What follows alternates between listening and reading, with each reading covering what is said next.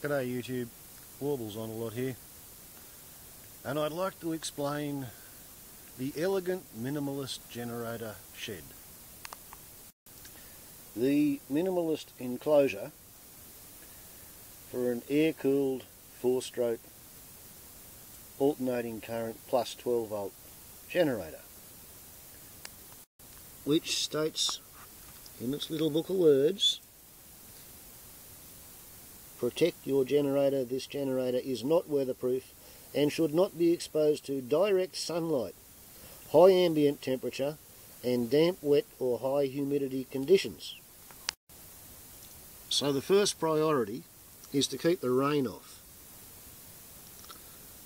But it's not allowed to be in, quote, enclosed conditions, because it's got to suck in cold air for combustion, it's got to suck in cold air for cooling, it's got to vent hot air from cooling, and it's got to vent really, really hot air from combustion.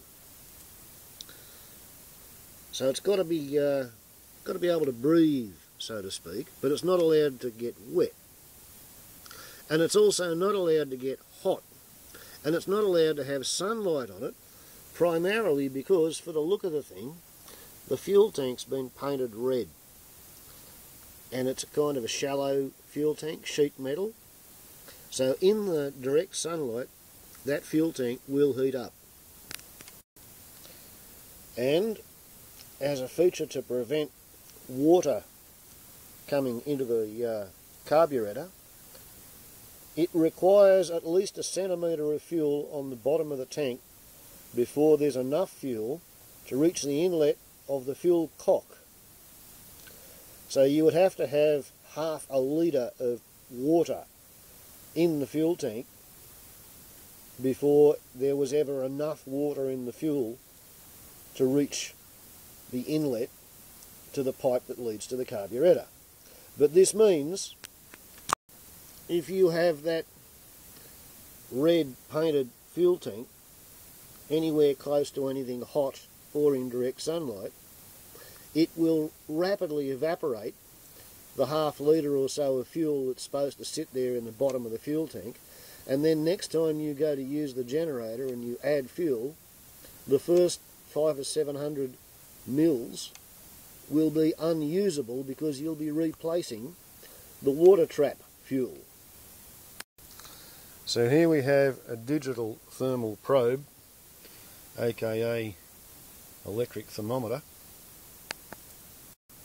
There we have the sun, and here on the southern side of a tree we have a ventilated, insulated hutch, which says it's 21 degrees according to the maximum minimum thermometer. Whereas the air's at 19.6. At least it is in the shade. Over here with the sun on the case, this one's reading 32 degrees. 20.9, 21 degrees in the middle of the clearing. So you get different air temperatures depending on where you are.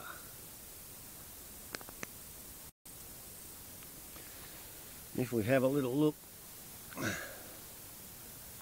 down here,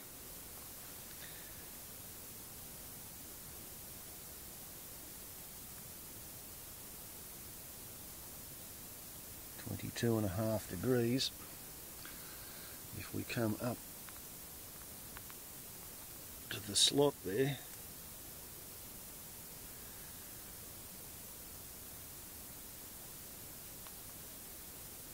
not copying radiant heat from the sheet metal, this is just the temperature of the air coming out. Around here on the southern bottom,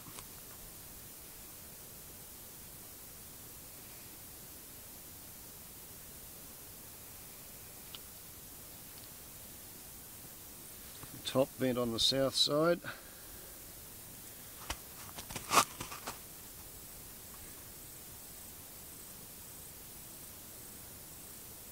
So there's air going in there.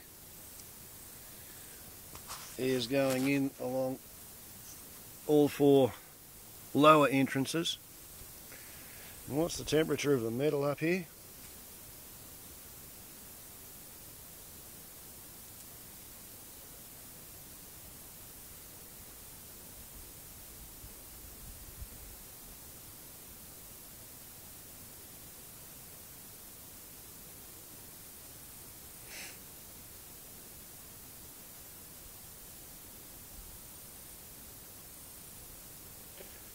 These are degrees Celsius.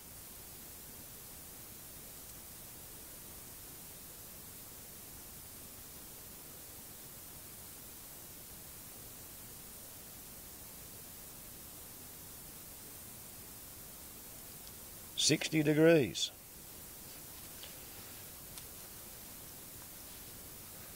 So, I figured even though I've got the airflow set up to run as a solar powered thermosiphon driven cooling air pump, it might be a good idea to try and minimise the ability of the sheet metal to radiate hot air, or rather radiant heat.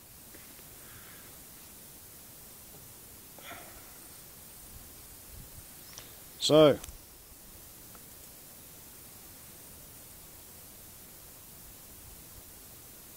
temperature of the shaded section.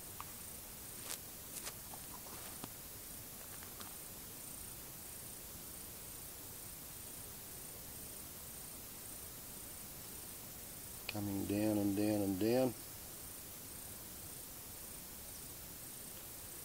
As the probe radiates its heat to the fuel tank.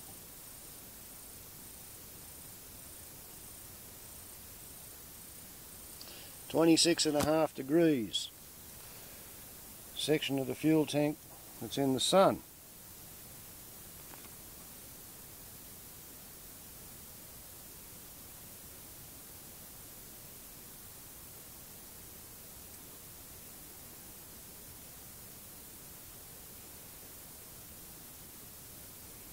I can smell the petrol fumes coming out of it.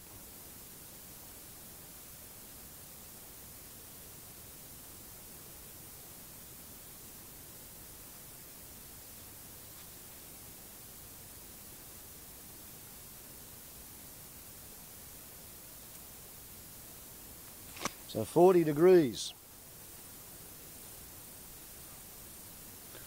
I think we can say that's a fairly successful setup. And to cut down on the radiant heat, foam styrene glued to the metal surfaces using liquid nails. The tawny brown stuff, the original. And we have a rain door to cover the exhaust hole on the northern splashboards. Fairly pleased with this, even if I do say so myself.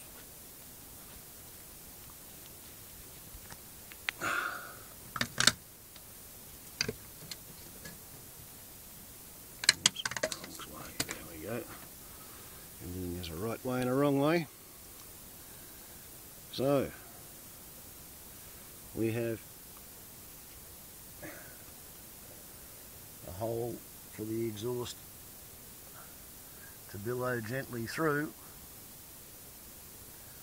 And I know it sounds whimsical, but I'm seriously thinking about putting a wind turbine in a shroud to just sit there permanently affixed to the door so that it stows itself through the hole when the door's in use as a rain trap. And those little locks hold everything in place. And these offcuts merely needed to be riveted in place to provide the downstop and prevent the door from opening too far. So, we have the absolute Minimalist fairly elegant generator shed. No part of the enclosure actually touches the structure that has the vibrating generator sitting on top of it. The generator is protected from the heat two different ways: insulation and thermosiphon cooling. Protected from the rain, protected from the light. And for those of you who are into sawmilling, I can't resist pointing out that this is quarter cut milled, chainsawn yellow box.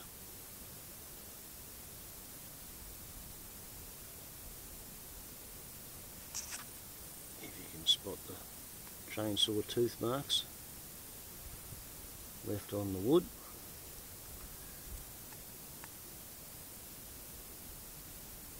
Almost an art form, cutting flat-sided wood with a chainsaw.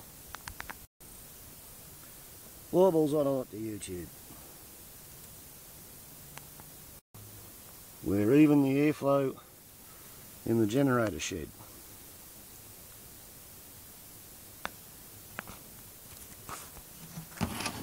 Is done by the numbers. Oh, that's a good little view of it, isn't it? Shows you how tight the clearances are. Warbles on a lot to YouTube. Ciao.